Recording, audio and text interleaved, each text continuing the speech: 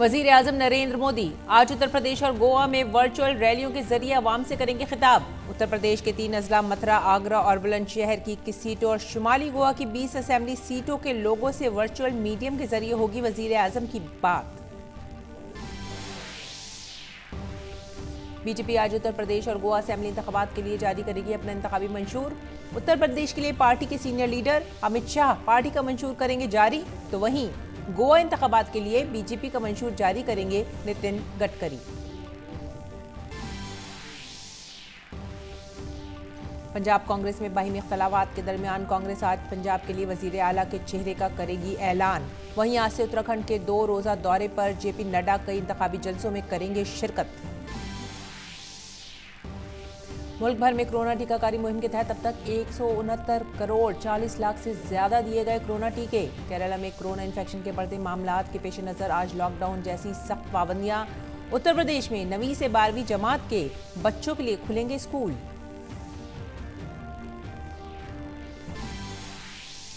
खेलों में India under 19 cricket team ने रकम की तारीख रिकॉर्ड 5वीं बार वर्ल्ड कप का टाइटल किया अपने नाम। सनसनीखेज फाइनल में इंग्लैंड को 4 विकेटों से दी शिकस्त। मैच में बेहतरीन कारकर्दगी का मुजाहरा करने वाले राज बावा बने प्लेयर ऑफ द मैच।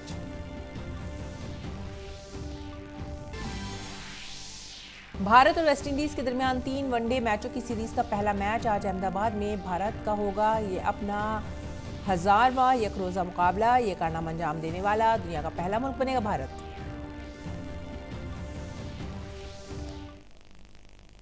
आदाब नाज़रीन, उर्दू खबरों में आप सभी का खैर मकदम है। मैं हूं सादिया अली। नजर डालते इस वक्त की खास खबरों पर।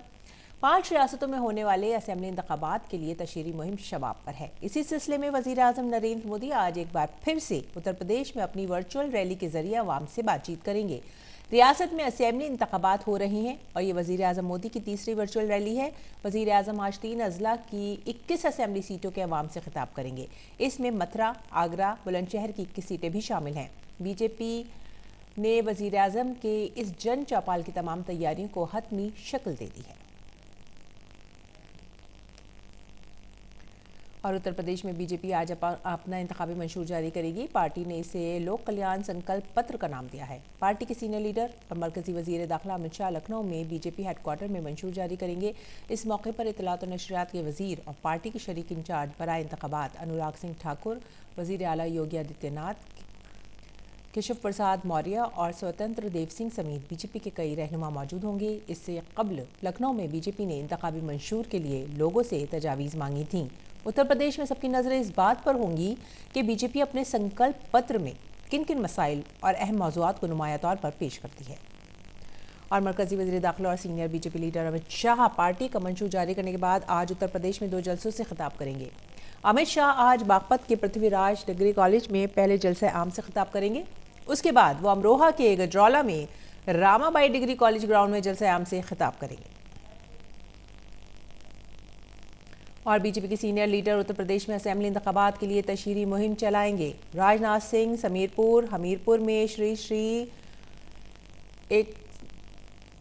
1008 रोटी राम महाराज जी की मूर्ति पर फूल चढ़ाएंगे और एक जलसे आम से खिताब करेंगे। मरकजी वजीर महोबा में एक रैली में उत्तर प्रदेश में पार्टी की तरफ से किए गए तरक्याती कामों के लिए रियासत में दोबारा बीजेपी की हुकूमत बनाने के लिए पार्टी को वोट देने की अपील भी करेंगे।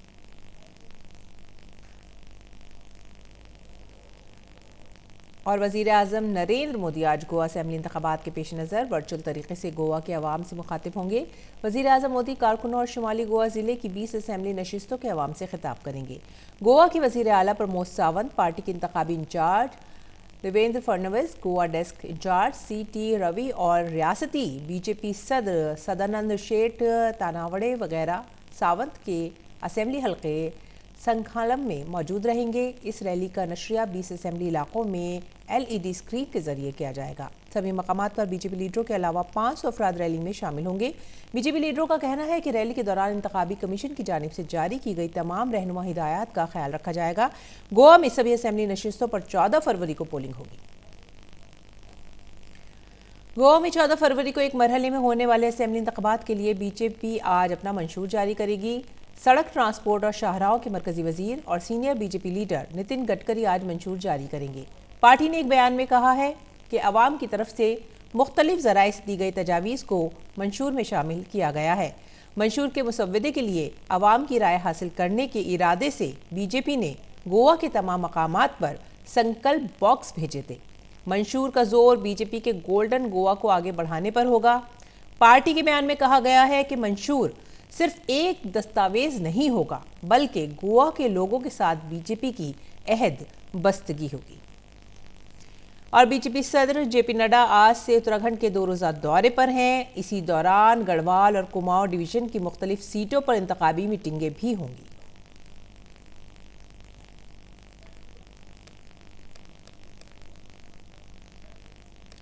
पंजाब कांग्रेस में दाखिली इंतशार के दौरान कांग्रेस पार्टी असेंबली इंतखाबात के लिए आज अपने वजीर आला के चेहरे का ऐलान करेगी। कांग्रेस हाईकमान ने पंजाब में अपने अगले वजीर आला के चेहरे का ऐलान करने की तैयारी कर ली है। राहुल गांधी जो आज लुधियाना पहुंच रहे हैं, इसका बाज़ाब्ता तौर पर ऐलान करेंगे।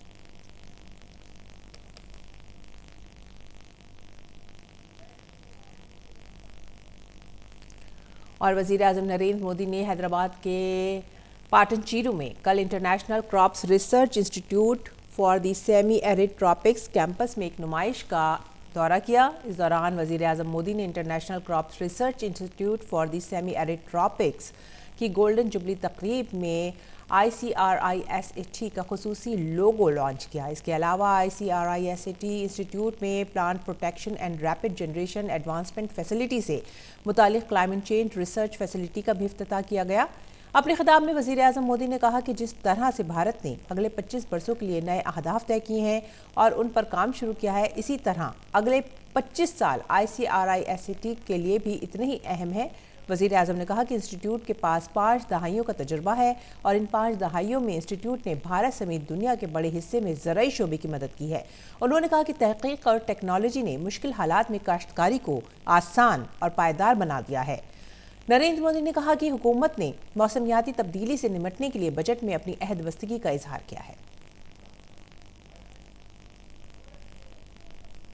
आपके पास 5 दशकों का अनुभव है। इन 5 दशकों में आपने भारत सहित दुनिया के एक बड़े हिस्से में कृषि क्षेत्र की मदद की है। आपकी रिसर्च, आपकी टेक्नोलॉजी ने मुश्किल परिस्थितियों में खेती को आसान और सस्टेनेबल बनाया है।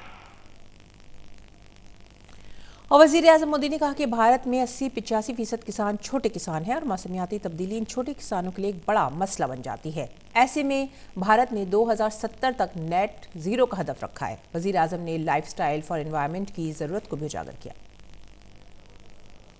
भारत ने क्लाइमेट चैलेंज से निपटने के लिए दुनिया से इस पर विशेष ध्यान देने का आग्रह किया है। भारत ने 2070 तक 2070 तक नेट जीरो का टारगेट तो रखा ही है। हमने life mission, lifestyle for environment, इस लाइफ मिशन की जरूरत को भी हाईलाइट किया है। उसी प्रकार से प्रो प्लेनेट पीपल एक ऐसा मूवमेंट है जो क्लाइमेट चैलेंज से निपटने के लिए हर कम्युनिटी को, हर इंडिविजुअल को क्लाइमेट रिस्पॉन्सिबिलिटी से जोड़ता है। ये सिर्फ बातों तक सीमित नहीं है, बल्कि भारत सरकार के एक्शंस में भी ये रिफ्लेक्ट होता है। वज़ीर आज़म नरेंद्र मोदी ने कहा कि किसानों को मौसमियाती तब्दीली से बचाने के लिए हमारी तवज्जो बैक टू बेसिक्स और मार्च टू फ्यूचर दोनों के इम्तिजाज पर है। हमारी तवज्जो मुल्क के 80% से ज़्यादा छोटे किसानों पर है, जिन्हें हमारी सबसे ज़्यादा ज़रूरत है। क्लाइमेट चैलेंज से अपने किसानों को बचाने के लिए हमारा फोकस बैक टू बेसिक और मार्च टू फ्यूचर दोनों के फ्यूजन पर है। हमारा फोकस देश के उन 80% से अधिक छोटे किसानों पर है जिनको हमारी सबसे अधिक जरूरत है। इस बजट में भी आपने नोट किया होगा कि नेचुरल फार्मिंग और डिजिटल एग्रीकल्चर पर अभूतपूर्व बल दिया गया है। वजीर आजम ने कहा कि आज़ादी के अमृतकाल में हम आला ज़रई तरक्की के साथ साथ हिमगीर तरक्की पर भी तवज्जो दे रहे हैं। आजादी के अमृतकाल में हम हायर एग्रीकल्चर ग्रोथ पर फोकस के साथ ही इंक्लूसिव ग्रोथ को भी प्राथमिकता दे रहे हैं। कृषि के क्षेत्र में महिलाओं का योगदान बहुत अहम है। उन्हें सब प्रकार की मदद देने के लिए स्वयं सहायता समूहों के माध्यम से भी प्रयास किया जा रहा है। खेती में देश की एक बहुत बड़ी आबादी को गरीबी से बाहर निकालकर बेहतर लाइफस्टाइल की तरफ ले जाने का पोटेंशियल है। ये अमृतकाल कठिन भौगोलिक परिस्थितियों में खेती करने वाले किसानों को कठिनाइयों से बाहर निकालने के नए माध्यम भी मुहैया कराएगा। वज़ीर आज़म ने कहा कि मुल्क का एक बड़ा हिस्सा आबपाशी की कमी की वजह से सब्ज इनकलाब का हिस्सा नहीं बन सका है। वज़ीर आज़म ने कहा कि हम दोहरी हिकमत अमली पर काम कर रहे हैं। एक तरफ हम पानी के तहफ़्फ़ुज़ के जरिए दरियाओं को जोड़कर एक बड़े रकबे को सैराब कर रहे हैं, तो दूसरी तरफ कम आबपाशी वाले इलाकों में पानी के इस्तेमाल की इस्तात बढ़ाने के लिए माइक्रो इरीगेशन पर भी जोर दे रहे हैं। सिंचाई के अभाव में देश का एक बहुत बड़ा हिस्सा ग्रीन रिवॉल्यूशन का हिस्सा नहीं बन पाया था। अब हम दोहरी रणनीति पर काम कर रहे हैं। एक तरफ हम वाटर कंजर्वेशन के माध्यम से नदियों को जोड़कर एक बड़े क्षेत्र को इरिगेशन के दायरे में ला रहे हैं। वहीं दूसरी तरफ हम कम सिंचित क्षेत्रों में वाटर यूज एफिशिएंसी बढ़ाने के लिए माइक्रो इरिगेशन पर जोर दे रहे हैं। जिन फसलों को पानी की जरूरत कम होती है और जो पानी की कमी से प्रभावित नहीं होती, उन्हें भी आधुनिक वैरायटी के विकास से प्रोत्साहन दिया जा रहा है।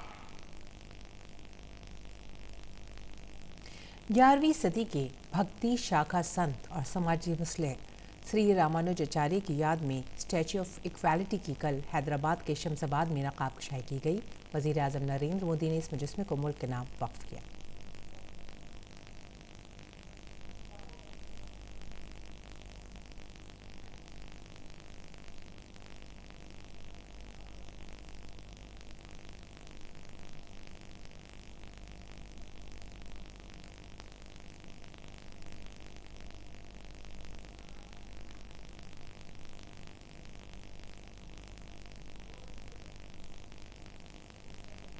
इससे कबल वज़ीर आज़म नरेंद्र मोदी ने रामानुजाचार्य के मुजस्मे पर फूल चढ़ाए।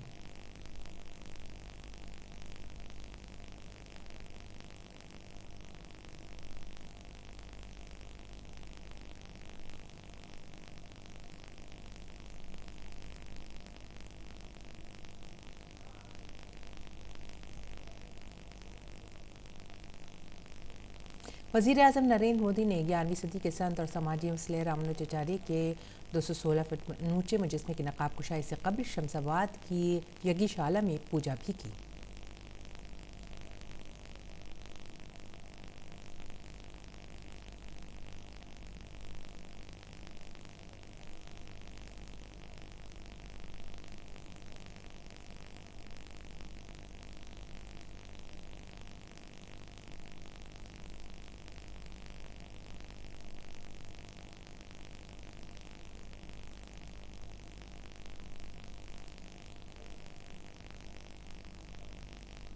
इस मौके पर वज़ीर आज़म ने कहा कि भारत जगत गुरु श्री रामानुजाचार्य का ये अजीम उश्शान मुजस्मा इंसानी तवानाई और तरक़ीबात को वाज़ेह कर रहा है।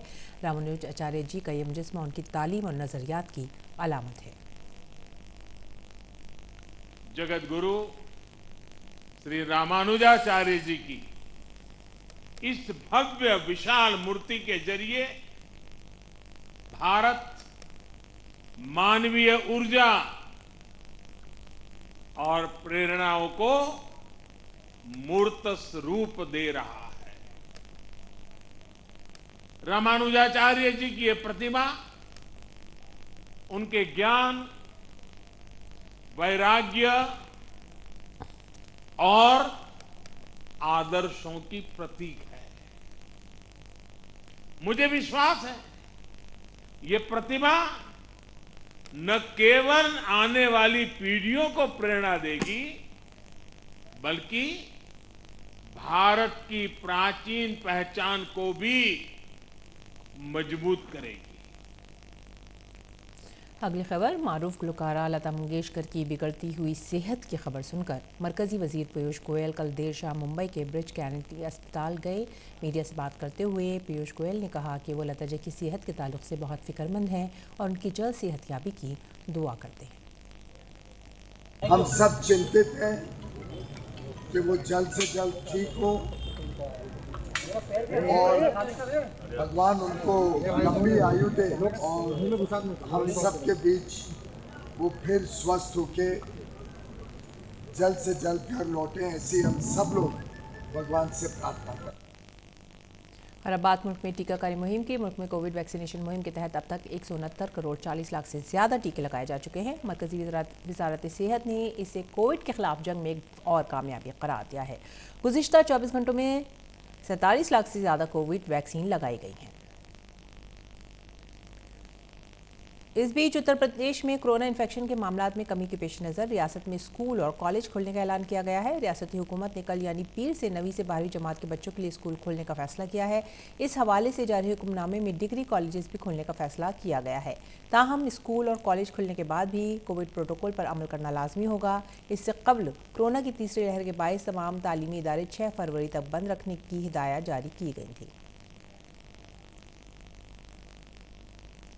केरल में कोरोना इन्फेक्शन के मामले में इजाफे के बाद अब कल रात से रियासत में लॉकडाउन जैसी पाबंदियां नाफिज हो गई हैं। इसी दौरान सफ़र की इजाज़त सिर्फ ज़रूरी अशिया और हंगामी ज़रूरियात के लिए दी गई हैं। पूरी रियासत में आज घर से बाहर काम और दीगर ज़रूरी कामों के लिए बाहर जाने वाले लोगों को अपने साथ एक खुद तस्दीक़शुदा सर्टिफिकेट रखना होगा।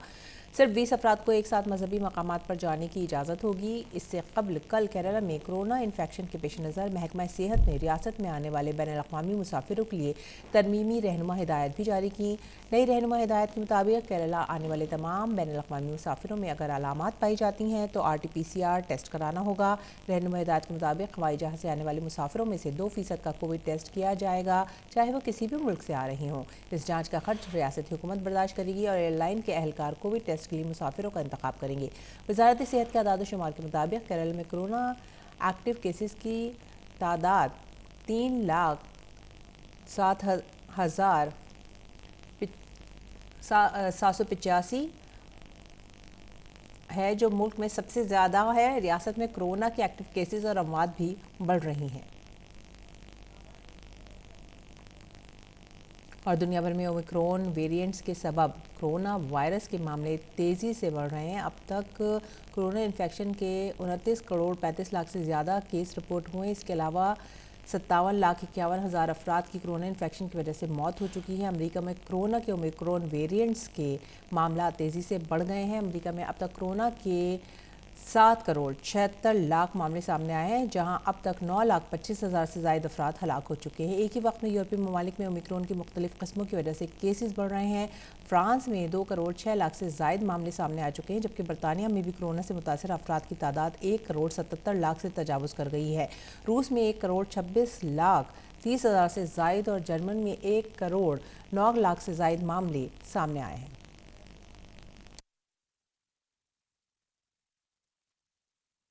अमेरिका में कोरोना का कहर रुकने का नाम नहीं ले रहा है। कोविड-19 की वबा शुरू होने के बाद से अब तक यहाँ 9 लाख से ज़्यादा लोगों की मौत हो चुकी है। गुज़िश्ता दिसंबर से अब तक यहाँ 1 लाख से ज़्यादा अफराद कोरोना की वजह से दम तोड़ चुके हैं। कोरोना के ओमिक्रॉन वेरिएंट की वजह से अस्पताल मरीजों से भरे हुए हैं, जिसकी वजह से सेहत की खदमात पर ज़बरदस्त दबाव है। माहिरीन के मुताबिक अस्पताल में दाखिल होने वाले ज़्यादातर लोग ऐसे हैं जिन्होंने कोविड वैक्सीन नहीं ली है और कई बीमारी में मुब्तला है। और उधर ऑस्ट्रिया में कल से 18 साल ज़ायद उम्र के अफराद के लिए कोविड वैक्सीन लाजमी कर दी गई है। वैक्सीन ना लगवाने वालों को बड़े जुर्माने का सामना करना पड़ेगा। ओमिक्रॉन के बढ़ते असर के पेश नज़र 20 जनवरी को ऑस्ट्रिया की पार्लियामेंट ने इस सिलसिले में एक इल्ज़ाम रखा था, जिस पर सदर ने 4 फरवरी को दस्तखत किए थे। हुकूमत ने सख्त कदम मुल्क की दाखिली तनकीद के बाद उठाया है। खेल की खबरों में भारत और वेस्टइंडीज़ के दरमियान 3 मैचों की वनडे सीरीज़ का पहला मैच अहमदाबाद के नरेंद्र मोदी क्रिकेट स्टेडियम में आज खेला जाएगा। भारत टीम का 1000वां वनडे मैच है। ऐसे में रोहित शर्मा की कप्तानी में टीम इंडिया क्रिकेट शायकीन को जीत का तोहफा देने के इरादे से मैदान पर उतरेगी। भारतीय क्रिकेट टीम आज जब अहमदाबाद की नरेंद्र मोदी क्रिकेट स्टेडियम में वेस्टइंडीज के खिलाफ 3 वनडे मैचों की सीरीज के पहले मुकाबले के लिए मैदान पर उतरेगी, तो उसका इरादा जनूबी अफ्रीका में हार को भुलाकर जीत के साथ सीरीज की शुरुआत करने का होगा। बात अगर वेस्टइंडीज के खिलाफ पहले वनडे की करें तो टीम इंडिया के लिए जीत की राह आसान नहीं होने वाली है। सीरीज से पहले टीम के 4 खिलाड़ी शिखर धवन, ऋतुराज गायकवाड़, श्रेयस अय्यर और नवदीप सैनी के कोरोना पॉजिटिव पाए जाने से भारत को बड़ा धचका लगा है। इन खिलाड़ियों की गैर मौजूदगी से टीम की प्लेइंग 11 का इंतखाब करना कप्तान रोहित शर्मा और कोच राहुल द्रविड़ के लिए काफी मुश्किल काम हो सकता है। ऐसे में इस्लामी बल्लेबाज के तौर पर ईशान किशन और मयंक अग्रवाल में से कोई एक रोहित शर्मा के साथ इनिंग्स की शुरुआत कर सकते हैं। तीसरे नंबर पर विराट कोहली के कंधों पर टीम के बल्लेबाजी मजबूत करने की जिम्मेदारी होगी। कोहली का इरादा इस मुकाबले में लंबे अरसे से जारी सेंचुरी की खुश्क साली को खत्म करने का होगा। इसके बाद मिडिल ऑर्डर में सूर्य कुमार यादव और wicket keeper Rishabh Pant team को मजबूती फराहम कर सकते हैं। श्रेयस अय्यर के कोरोना पॉजिटिव पाए जाने से दीपक हुडा को डेब्यू करने का मौका मिल सकता है। इसके बाद शार्दुल ठाकुर और दीपक चाहर में से किसी एक को मौका मिल सकता है। दोनों ही खिलाड़ी गेंदबाजी के साथ साथ बल्ले से रन बनाने के भी अहल हैं। वहीं गेंदबाजी में एक तवील अरसे के बाद कुलदीप यादव की टीम में वापसी हुई है। वो युजवेंद्र चहल के साथ स्पिनर के शोबे में जिम्मेदारी संभालते दिखाई दे सकते हैं। वहीं वेस्टइंडीज की टीम ने हाल ही में इंग्लैंड को T20 सीरीज में मात दी है और इससे कैरेबियाई टीम के हौसले काफी बुलंद हैं। किरण पोलार्ड की क़यादत में वेस्टइंडीज ने इंग्लैंड को 5 मुकाबलों की T20 सीरीज में 3-2 से मात दी है। इंग्लैंड के खिलाफ आखिरी वनडे में जेसन होल्डर ने लगातार 4 विकेट लेकर टीम को सीरीज में फतह से हमकिनार करने में अहम किरदार अदा किया था। टीम इंडिया के खिलाफ वो भी खतरनाक साबित हो सकते हैं। वहीं Shai Hope, Brandon Kings, Nicholas Pooran जैसे बल्लेबाजों को रोकना भारत के लिए आसान नहीं होगा। Sport desk, DD news Urdu खबरें। भारतीय अंडर 19 टीम ने अंडर 19 वर्ल्ड कप का खिताब जीत कर तारीख रकम की है। हफ्ते की देर रात खेले गए खिताबी मैच में भारत ने इंग्लैंड को दिलचस्प मुकाबले में 4 विकेट से शिकस्त देकर खिताब अपने नाम कर लिया। नायब सदर जमहूरिया और वजीर आजम ने इंडिया अंडर 19 टीम को इस शानदार कामयाबी पर मुबारकबाद दी है। वजीर आजम ने अपने ट्वीट पैगाम में कहा कि मुल्क को अपने नौजवान क्रिकेट खिलाड़ियों पर फख्र है।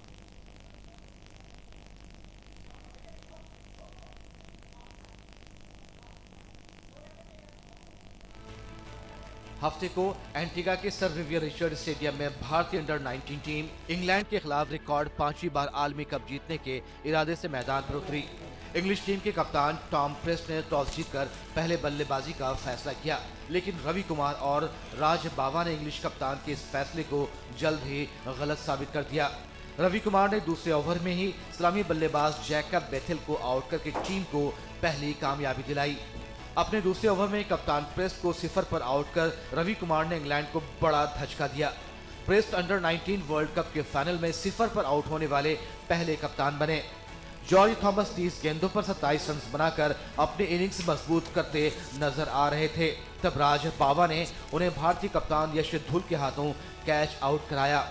अपने अगले ही ओवर में बावा ने लगातार 2 गेंदों पर विलियम लक्सटन और जॉर्ज बेल को विकेटकीपर दिनेश बाना के हाथों कैच आउट कराया।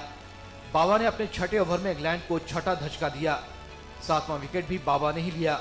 हालांकि इसके बाद जेम्स सेल्स के साथ मिलकर जेम्स रीव इंग्लिश इनिंग्स को संभालने की कोशिश की। दोनों ने 8वें विकेट के लिए 93 रनों की शराकतदारी निभाई। जेम्स रीव 95 रन बनाकर पैवेलियन लौट गए। इसके बाद इंग्लैंड की टीम 189 रन पर ऑल आउट हो गई। भारत की तरफ से राज बावा ने 5 और रवि कुमार ने 4 विकेट्स लिए। 190 रन के हदफ का पीछा करने उतरी भारत की शुरुआत भी इंग्लैंड की ही तरह खराब रही और पहला विकेट 0 पर गिर गया। तीसरे नंबर पर आए नायब कप्तान शेख रशीद ने इस्लामी बल्लेबाज हरनूर सिंह के साथ मिलकर इनिंग्स को संभाला और दूसरे विकेट के लिए 49 रन जोड़े। हरनूर सिंह ने 21 रनों की अहम इनिंग्स खेली। सेमीफाइनल में शानदार इनिंग्स खेलने वाले रशीद ने फाइनल में भी हाफ सेंचुरी लगाने में कामयाबी हासिल की। वो 50 रन बनाकर तीसरे विकेट के तौर पर आउट हुए।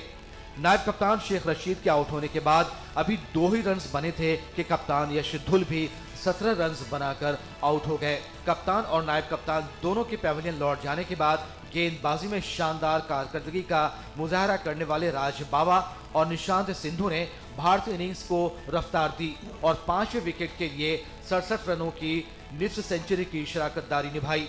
राज बावा ने 35 रन बनाए।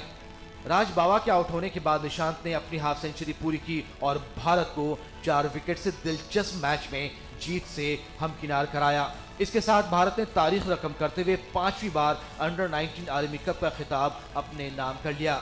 मैच में 5 विकेट लेने और 35 रन बनाने वाले राज बावा प्लेयर ऑफ द मैच करार दिए गए। Sport desk, DD news Urdu खबरें। और नाज़रीन, पेश दिल्ली से शाया उर्दू अखबारात का मुख्तसर जायजा।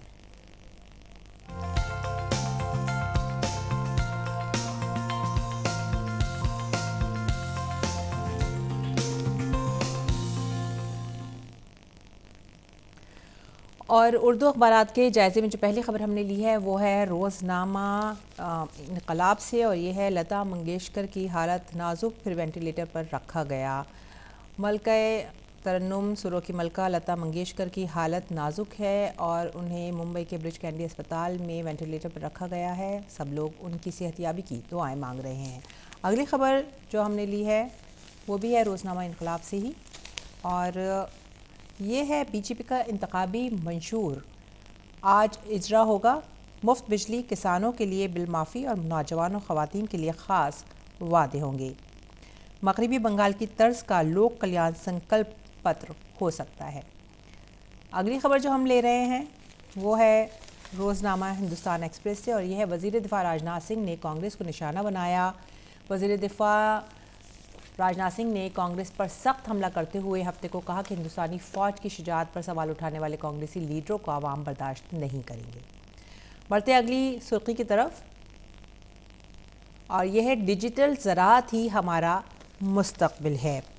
वज़ीर आज़म नरेंद्र मोदी ने ज़राअत के शुबे में टेक्नोलॉजी और तरक्की पर ज़ोर देते हुए कहा कि डिजिटल ज़राअत ही हमारा मुस्तक़बिल है और इससे खेती के शुबे में आगे तरक्की की रफ्तार तेज़ होगी। साथ ही वज़ीर आज़म ने संत श्री रामानुजाचार्य की मजलिस में की नकाब कुशाई की। तो नाज़रीन, ये था उर्दू अखबारात का एक मुख्तसर सा जायज़ा, और इसके साथ ही अब वक्त हो गया आप सभी से विदा लेने का। हमारी पूरी टीम को आप दीजिए इजाज़त। आदाब।